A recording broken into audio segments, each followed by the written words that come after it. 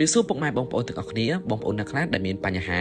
ជាមួយនឹងម៉ាស៊ីនត្រជាក់ម៉ាស៊ីនបោកគក់និងទូទឹកកកនេះគឺជាក្រុមការងារនៅ DR Electronic ដែលមានបទពិសោធន៍ជាច្រើនឆ្នាំទៅលើគ្រឿងអេឡិចត្រូនិកដែលពួកគាត់គឺមានចំណេះជំនាញនៅក្នុងការជួសជុលនិងលាងម៉ាស៊ីនត្រជាក់ហើយនិងម៉ាស៊ីនបោកគក់ផងដែរហើយនេះគឺជាសកម្មភាពរបស់ក្រុមការងារយើងធ្វើការលាង